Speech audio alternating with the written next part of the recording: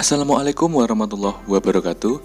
Berjumpa lagi dalam materi pembelajaran pendidikan jasmani, olahraga, dan kesehatan.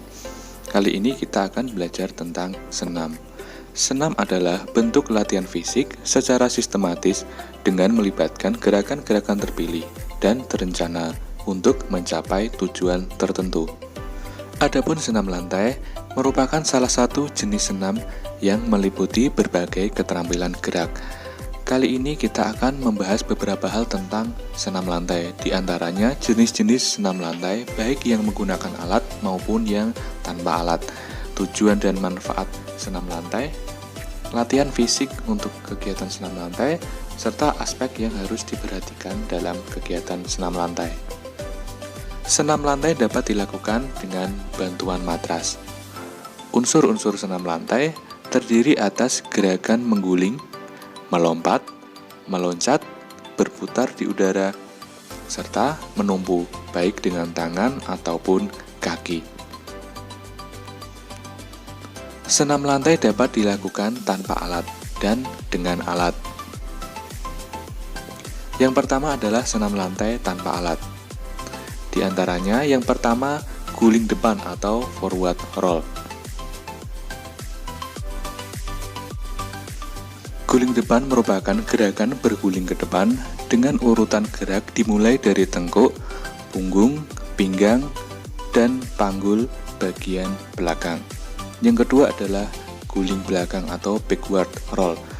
Backward roll merupakan kebalikan dari forward roll atau guling depan.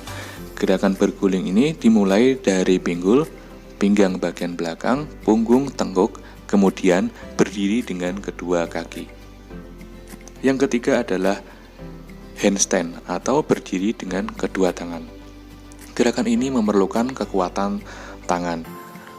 Untuk melakukan gerakan ini, kalian bisa menggunakan bantuan teman atau bisa bersandar pada dinding.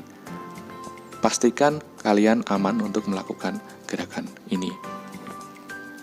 Yang keempat adalah headstand, berdiri dengan kepala. Untuk melakukan headstand ini, tidak serta-merta hanya kepala yang digunakan sebagai tumpuan, namun kita tetap menggunakan kedua tangan untuk membantu kepala menjadi tumpuan saat berdiri. Yang kelima adalah neck spring atau guling lenting.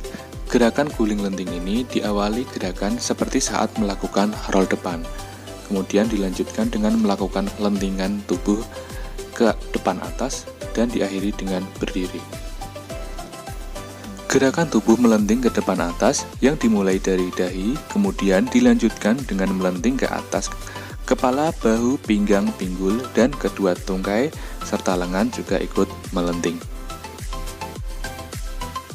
Yang keenam adalah sikap kayang. Sikap kayang merupakan gerakan melengkungkan tubuh ke arah belakang dengan bertumpu pada kedua tangan dan kedua kaki. Gerakan ini dapat dimulai dari posisi berdiri maupun jika kesulitan dapat dilakukan dengan posisi terlentang.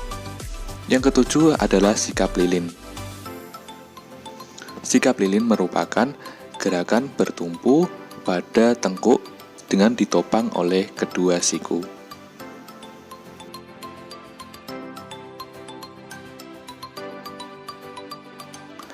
Yang kedelapan, sikap kapal terbang. Sikap kapal terbang ini merupakan gerakan bertumpu dengan satu kaki, posisi tubuh sejajar dengan lantai, kedua tangan direntangkan. Untuk melakukan gerakan ini, pastinya kita harus memiliki keseimbangan yang baik. Yang kesembilan adalah meroda. Meroda merupakan gerakan berputar dengan bertumpu kepada kedua tangan secara bergantian, kemudian bertumpu kepada kaki. Selanjutnya kita akan membahas beberapa contoh senam yang menggunakan alat.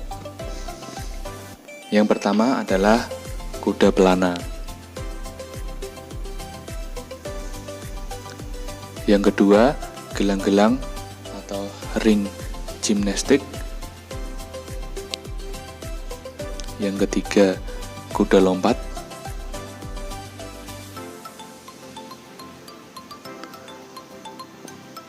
Yang keempat adalah palang sejajar.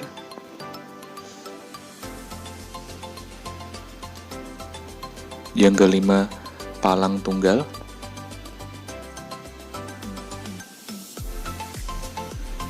Yang keenam, palang bertingkat.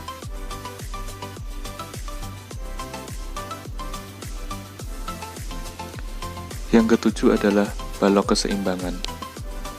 Untuk balok keseimbangan ini khusus untuk nomor senam artistik putri. Senam lantai merupakan bagian dari senam artistik. Senam artistik diartikan sebagai senam yang menggabungkan aspek tumbling dan akrobatik.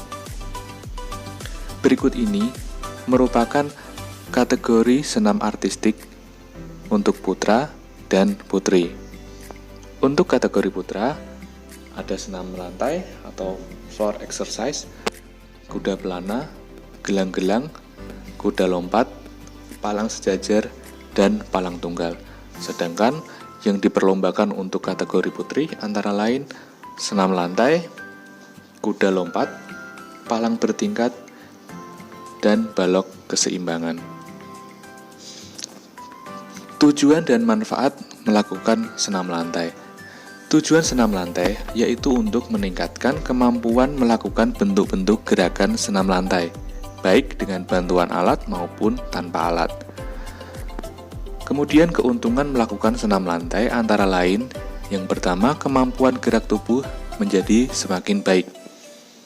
Yang kedua, memperkuat otot-otot dominan yang digunakan dalam kegiatan senam lantai, misalkan lengan, kaki, paha, pinggang, perut, serta dada. Selain itu, dapat menambah kekuatan fisik secara menyeluruh.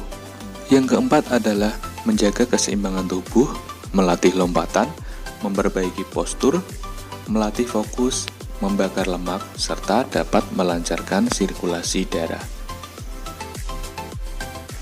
Manfaat senam lantai antara lain manfaat fisik. Melalui senam lantai, daya tahan otot, kekuatan, kelincahan, kelenturan, keseimbangan, dan koordinasi dapat berkembang. Gerakan senam lantai juga dapat membantu memperbaiki postur, kesadaran tubuh, dan meningkatkan keterampilan gerak. Manfaat mental dan sosial. Kegiatan senam lantai mendorong kemampuan berpikir dan mengembangkan keterampilan. Oleh karena itu, pesenam lantai harus mampu berpikir kreatif untuk memecahkan masalah tentang gerak. Selanjutnya, aspek penting yang harus dilakukan saat melakukan senam lantai.